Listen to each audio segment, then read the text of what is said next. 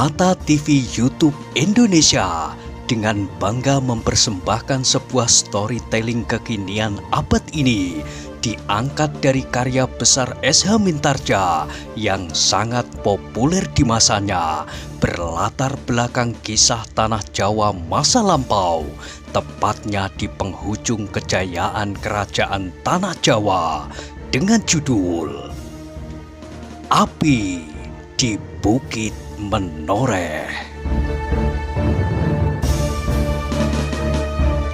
Pada kesempatan yang sangat baik ini, kita masuk pada episode yang ke-78.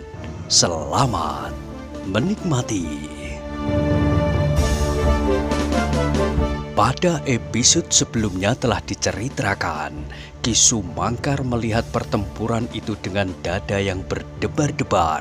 Setiap kali ia melihat sebuah umbul-umbul roboh, setiap kali terasa segores luka membekas di dalam hatinya. Ialah yang pernah menyelamatkan umbul-umbul, Rontek dan Panji-Panji Jipang dari kepatihan ketika Jipang dipukul hancur oleh pasukan Pajang di bawah pimpinan Ki Gede Pemanahan. Kini ia menyaksikan satu demi satu umbul-umbul, Rontek dan Panji-Panji itu roboh. Karena itulah, maka jantungnya serasa dibelah dengan sempilu. Namun ia kini tidak dapat menghindari kenyataan. Di sampingnya berdiri seorang yang tidak dikenal sebelumnya. Namun orang itu pasti akan dapat mencegahnya. Apa saja yang akan dilakukan? Ketika sekali lagi ia melihat sebuah umbul-umbul roboh, maka tanpa sesadarnya ia berdesis. Harapan itu kini telah tenggelam sama sekali, seperti tenggelamnya umbul-umbul dan rontek itu di dalam arus peperangan. Kiai Gringsing yang mendengar desis itu maju selangkah. Kesan permusuhan pada wajah kedua orang itu kini sama sekali tidak berbekas. Bahkan dengan nada yang serupa, Kiai Gringsing pun berkata, "Ya, pasukan Jipang itu tidak akan dapat ditolong lagi." Ki Sumangkar mengangguk-anggukkan kepalanya. Katanya, "Angger Macan Kepatihan kali ini mengambil tindakan yang akibatnya dapat berbahaya sekali. Seperti apa yang ternyata sedang terjadi kini?" "Ya," sahut Kiai Gringsing. Sesaat keduanya terdiam, namun wajah-wajah mereka kini menjadi tegang. Mereka sedang menyaksikan saat-saat terakhir dari peperangan itu. Ki Sumangkar hatinya dicekam oleh kecemasan, kepedihan dan kepahitan yang tiada taranya. Sedang Kiai Gringsing sedang mencemaskan sikap para prajurit Pajang. Apakah mereka cukup berjiwa besar menghadapi kehancuran lawannya? Apakah mereka tidak akan kehilangan diri mereka sebagai manusia yang mengagungkan kemanusiaan, sebagai ungkapan bakti mereka kepada sumber hidup mereka? Sebenarnya lah, saat itu Macan Kepatihan telah melakukan tindakan terakhir untuk menyelamatkan orang-orangnya. Dengan lantang ia berteriak, memerintahkan segenap pasukannya menarik diri ke dalam hutan yang sudah tidak terlampau jauh. Mereka diberi kesempatan selagi sapi raksasa lawan itu belum selesai dalam usaha mereka mengepung pasukan yang sedang payah itu. Sono Keling menggeram melihat isyarat itu, tetapi ia tidak mampu berbuat apapun juga. Ia pun harus meyakini bahwa kali ini mereka tidak akan berhasil mengalahkan Laskar Sangkal Putung yang bertempur bersama-sama dengan para prajurit Pajang. Karena itu maka perlahan-lahan ia membuat gerakan-gerakan untuk mempersiapkan pengunduran pasukannya dengan hati-hati dan penuh bahaya. Sebab apabila gerakan mundur ini gagal pula, maka akan tumpaslah segenap anak buahnya. Tetapi Sono Keling itu terkejut ketika ia melihat Tohpati dengan tongkat baja putihnya. Ia mengamuk sejadi-jadinya, seperti orang yang kehilangan kesadaran. Macan Kepatihan bertempur dengan gigihnya, bahkan ia sama sekali tidak berkisar dari tempatnya, meskipun laskarnya telah surut beberapa langkah. "Raden Tohpati!" teriak Sono Keling yang mencemaskan. "Cepat mundur!" teriak Tohpati tidak kalah kerasnya. Sono Keling tidak tahu maksud Macan Kepatihan yang sama sekali tidak ada tanda-tanda untuk menarik dirinya mengikuti laskarnya. "Cepat!" teriak Macan Kepatihan itu kemudian. "Kalau kau terlambat, maka kaulah yang akan aku penggal lehermu."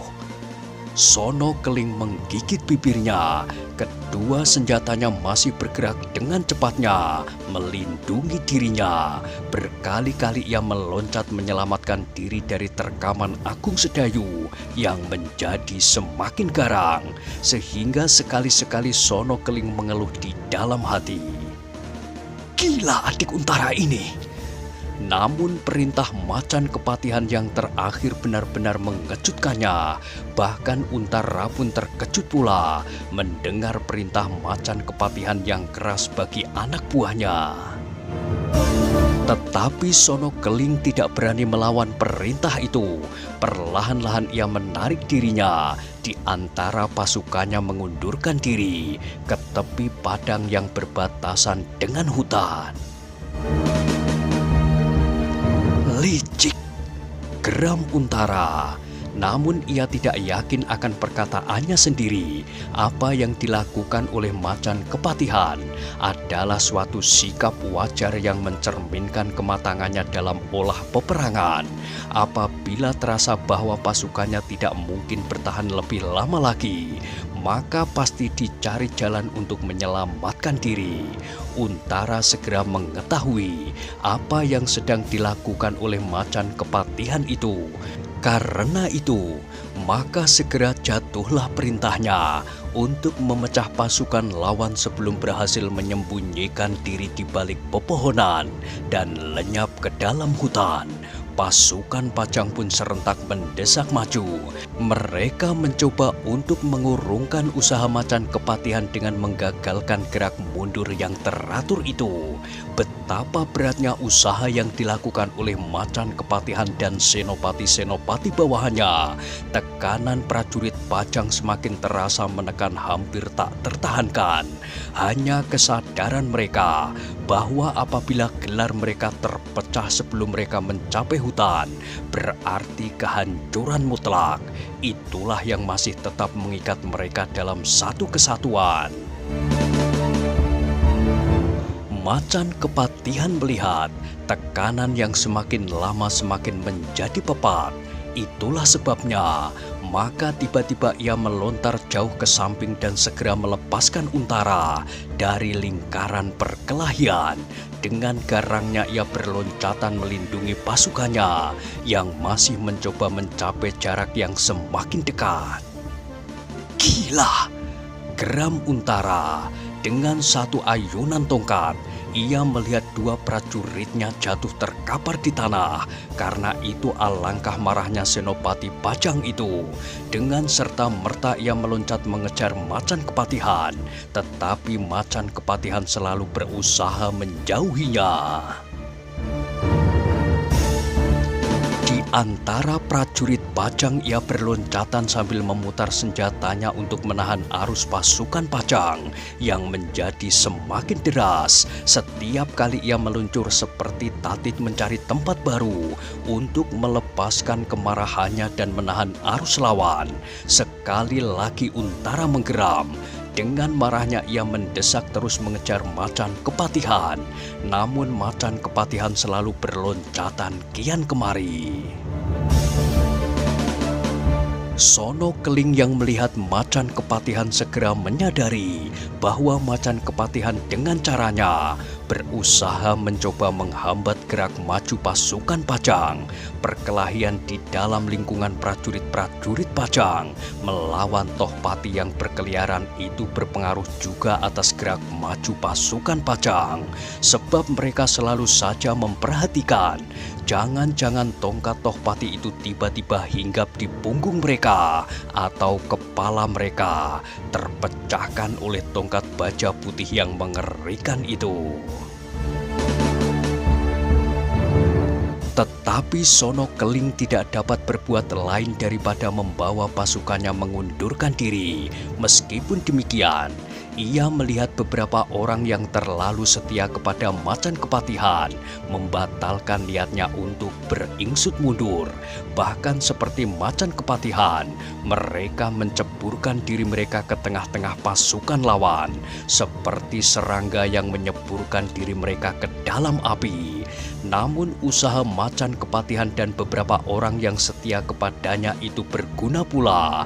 Meskipun satu demi satu orang-orang itu tergilas oleh arus kemarahan para prajurit Pajang dan Sangkal Putung, namun gerak itu mendapat kesempatan lebih banyak dari semula. Widura pun kemudian melihat cara yang ditempuh oleh Macan Kepatihan itu. Karena itu maka segera ia harus ikut serta mengatasinya. Maka dihentikannya usahanya untuk mengejar alap-alap Jolotundo. Usaha itu diserahkannya kepada anak buahnya. Bagaimanapun juga, alap-alap Jolotundo sedang berusaha seperti Sono Keling, membawa orang-orangnya bergeser mundur, sehingga alap-alap itu hampir-hampir sama sekali tidak berbahaya.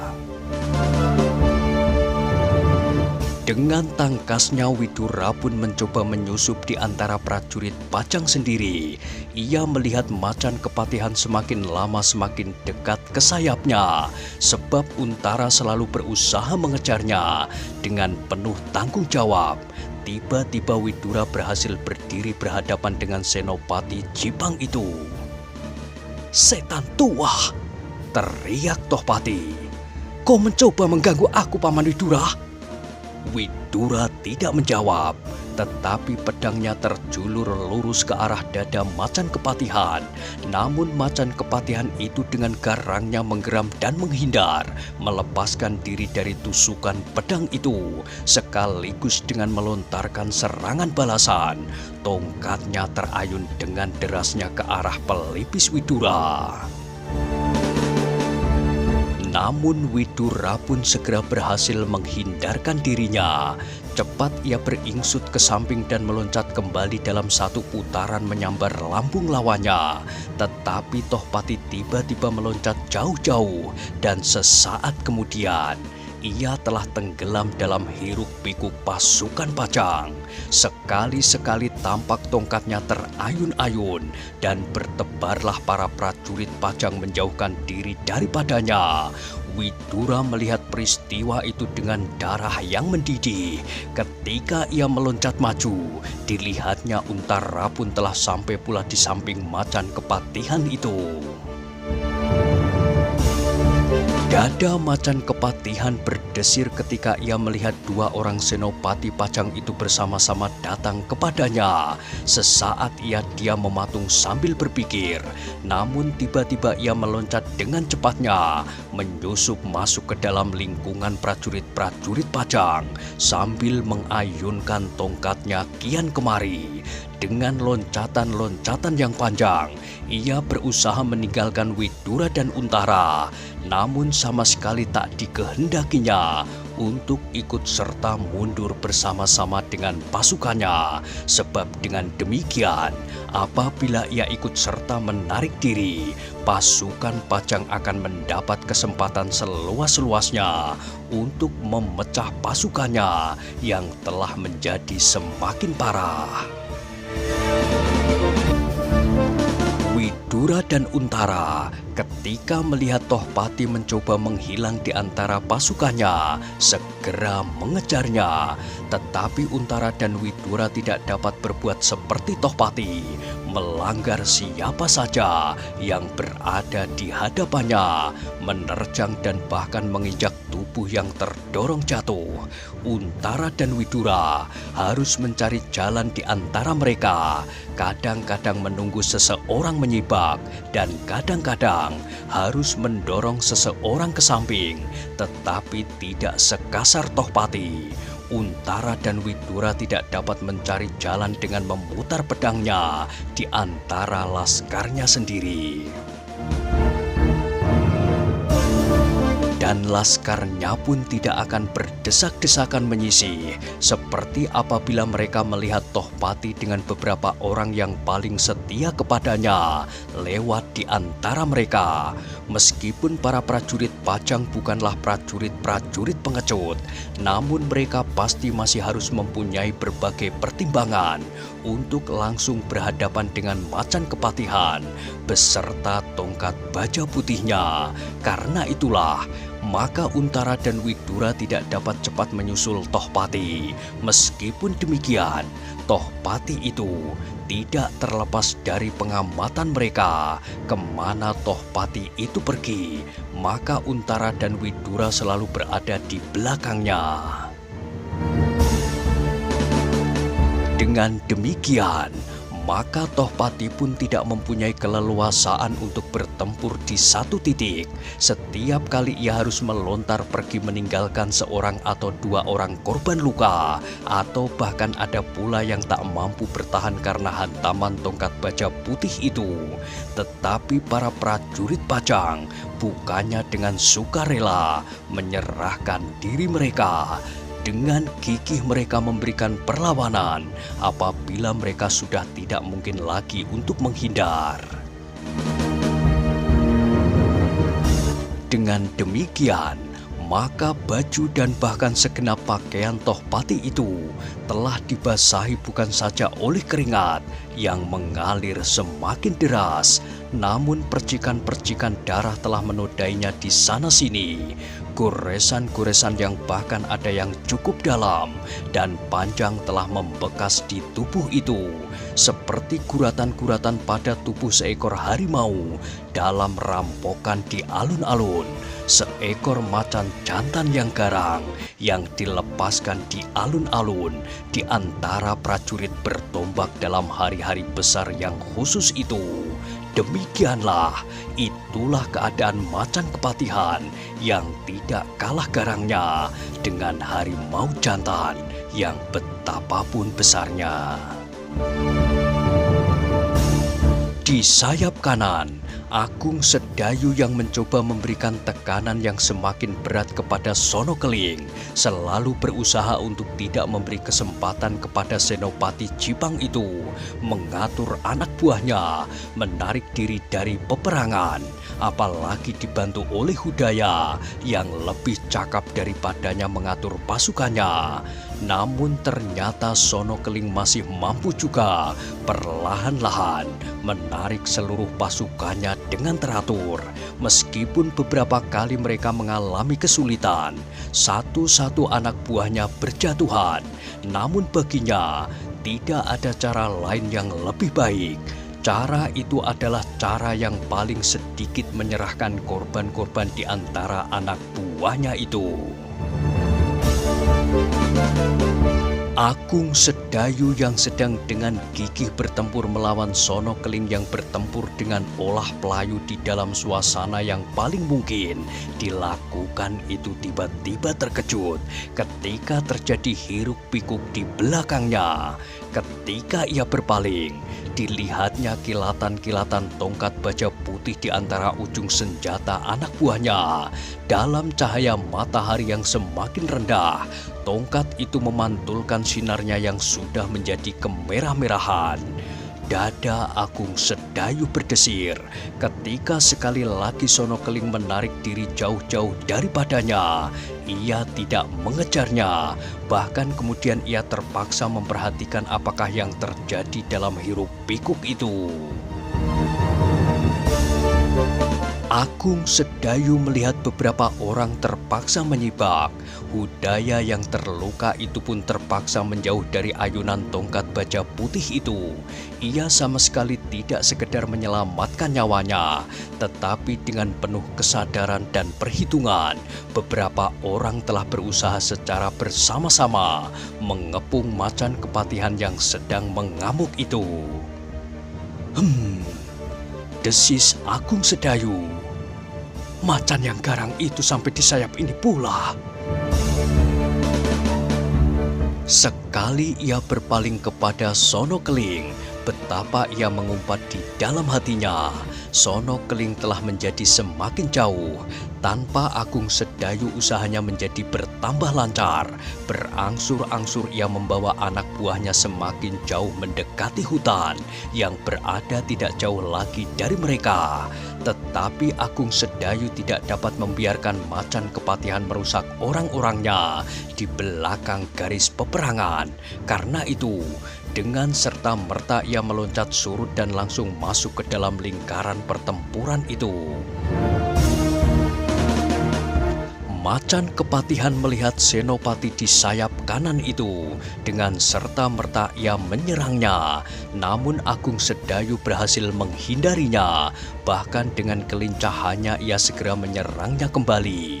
Macan kepatihan heran melihat kelincahan lawannya, anak yang masih sangat muda ini, tetapi hatinya yang telah menjadi semakin gelap, telah mendorongnya untuk bertempur semakin garang. Dalam pada itu Untara dan Widura pun telah menjadi semakin dekat dengan lingkaran pertempuran antara Agung Sedayu dan macan kepatihan yang lukanya telah menjadi arang keranjang. Ketika mereka melihat bahwa Agung Sedayu telah terlihat dalam pertempuran melawan Tohpati yang sedang mengamuk itu, maka keduanya tertegun. Sesaat mereka berdua saling melihat betapa Agung Sedayu mampu melawan macan yang garang itu. Mereka melihat bahwa kelincahan dan ketangkasan anak muda itu benar-benar membanggakan. Namun dalam siasat dan tangguh, ternyata bahwa pengalaman macan kepatihan berlipat-lipat berada di atas Agung Sedayu. Untara dan Widura tidak terlalu lama membiarkan Agung Sedayu bertempur sendiri melawan Tohpati. Mereka menyadari bahwa setiap gerak macan kepatihan mempunyai kemungkinan yang membahayakan jiwa Agung Sedayu. Karena itu, maka segera mereka berdua berloncatan maju. Demikian Tohpati melihat Untara dan Widura, maka segera ia melepaskan lawannya yang masih muda itu. Dengan cepatnya, ia mencoba menyusup kembali ke tengah-tengah lawan. Ketika sebuah goresan yang panjang menyilang di lambungnya, macan kepatihan sama sekali tidak menghiraukannya. Ternyata pedang Agung Sedayu masih sempat menyentuhnya pada saat Tohpati berusaha menghindari Untara dan Widura dan menambah segores lagi luka pada tubuh Senopati Jipang yang perkasa itu. Darah yang merah segera mengalir dari luka itu, seperti darah yang mengalir dari luka-luka yang lain. Namun luka ini agaknya lebih dalam dari luka-luka yang telah lebih dahulu menghiasi tubuh Tohpati. Untara dan Widura melihat usaha menghindar itu. Cepat mereka berusaha memotong arah, tetapi mereka terkejut. Ketika mereka tiba, sebuah pedang yang besar dengan derasnya menyambar tubuh macan kepatihan itu. Macan kepatihan pun terkejut. Tak ada waktu baginya untuk menghindar. Karena itu maka segera dilawannya pedang itu dengan tongkatnya. Terjadilah sebuah benturan yang dahsyat, seolah-olah bunga api memercik ke udara dari titik benturan itu. Pedang yang berat itu terpantul, terasa tangan yang menggerakkannya bergetar keras, seakan-akan perasaan pedih menjalar dari tajam pedangnya menyengat tangannya. Tetapi pedang itu tidak terlepas dari tangan seperti beberapa saat yang lampau. Pedang itu masih tetap dalam genggaman dan bahkan sesaat kemudian pedang itu telah terayun-ayun kembali. Sekali lagi Tohpati terkejut setelah ia meninggalkan Agung Sedayu. Ditemuinya pula seorang anak muda yang mengherankan baginya. Seorang anak muda yang memiliki kekuatan raksasa. Ternyata dalam benturan itu, tangan Tohpati pun bergetar meskipun tongkatnya tidak terpantul, seperti pedang yang menghantamnya. Anak muda itu adalah seorang anak muda yang gemuk bulat. Ketika Tohpati menatap wajah anak muda itu, tampaklah sekilas wajah itu menyeringai menahan pedih. Namun sesaat kemudian wajah itu telah tersenyum kembali. "Hei, kelinci bulat!" teriak Tohpati. "Kau ingin membunuh dirimu?" Sambil tersenyum anak muda itu yang tidak lain adalah Suwandaru Geni menjawab, "Jumlah lukamu seperti bintang yang melekat di langit. Tanpa dapat dihitung lagi, apakah kau masih akan bertempur terus?" Macan kepatihan itu tidak menjawab. Tongkatnya dengan kerasnya terayun ke kepala Suwandaru. Suwandaru yang telah dapat mengukur kekuatan macan kepatihan itu segera menghindar. Ia tidak berani melawan pukulan tongkat itu dengan pedangnya. Demikian tongkat itu meluncur beberapa jari saja dari kepalanya. Pedangnya segera terjulur lurus-lurus ke lambung lawannya. Tohpati yang tidak dapat mengenai lawannya melihat pedang itu. Cepat ia meloncat surut.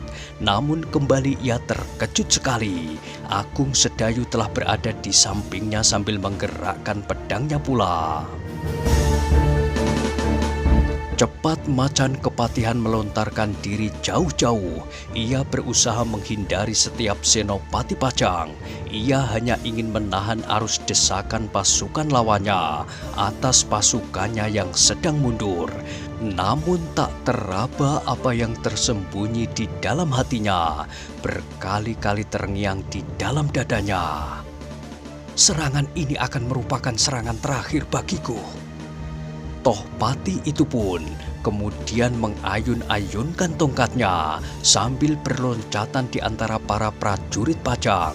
Kekacauan yang ditimbulkannya memang berpengaruh atas tekanan-tekanan pasukan pajang. Sekali-sekali mereka terganggu pula karena hiruk-pikuk yang ditimbulkan oleh amuk Tohpati. Sono Keling yang melihat betapa senopatinya telah terluka arang-keranjang menjadi berdebar-debar. Betapapun juga terasa luka itu seperti luka pada tubuhnya sendiri. Karena itu maka ia pun berteriak, "Raden, mundurlah, kami akan melindungi." "Gila kau Sono Keling!" teriak Tohpati yang bertempur tidak demikian jauh dari Sono Keling yang sedang menyelamatkan anak buahnya. "Kalau kau gagal, kepalamu menjadi taruhan. Bukan kau yang melindungi, selamatkan orang-orangmu. Jangan keras kepala." Sono Keling tidak menjawab, tetapi ia berdesah hati. Apalagi ketika dilihatnya macan kepatihan itu kemudian menjadi semakin lemah. Meskipun demikian, tandangnya justru menjadi semakin garang. Laskar Jipang itu semakin lama menjadi semakin dekat dengan batas hutan.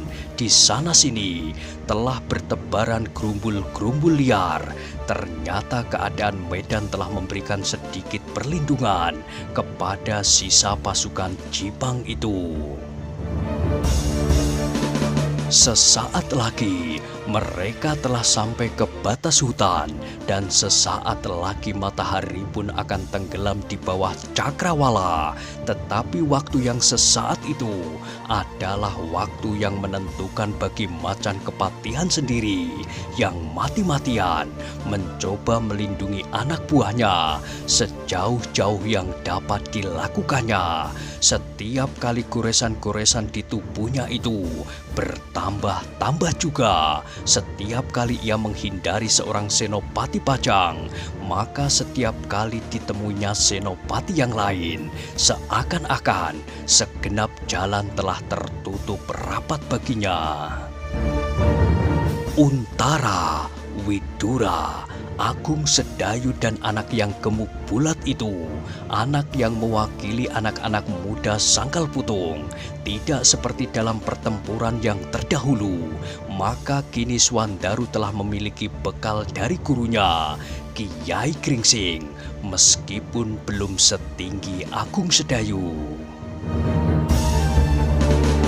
Macan Kepatihan melihat bahwa kemungkinannya untuk menghindar telah tertutup rapat-rapat, tetapi ia melihat juga bahwa pasukannya telah hampir mencapai ujung hutan, dan bahkan ia melihat juga bahwa warna merah di langit sudah menjadi semakin suram.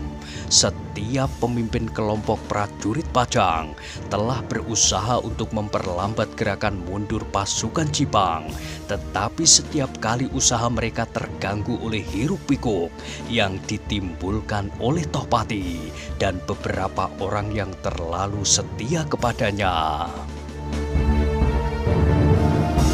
Meskipun satu demi satu orang-orang itu terpaksa menjadi korban, namun beberapa langkah lagi, pertempuran itu telah sampai di batas hutan, batas yang menentukan bahwa pasukan Jipang telah berhasil dalam gerakan menghindarkan diri dari kehancuran mutlak.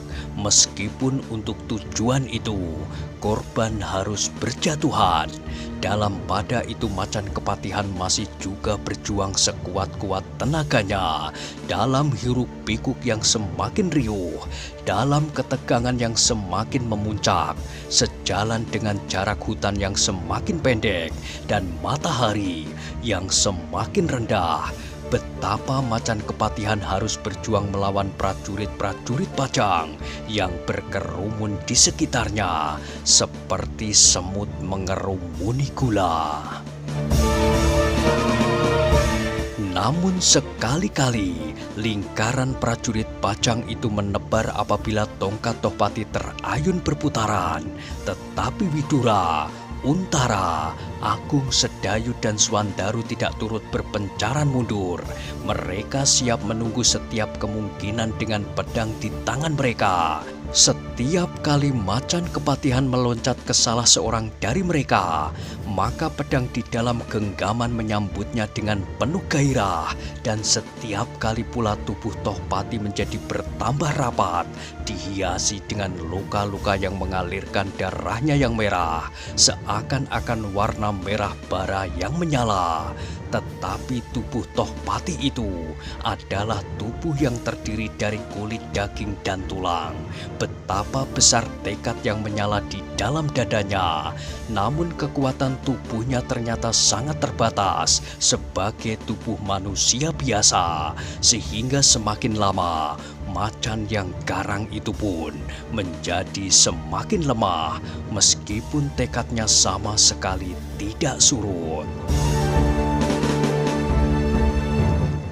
Nah, bagaimanakah kisah selanjutnya? Silahkan ikuti terus kisah Api di Bukit Menoreh pada episode berikutnya.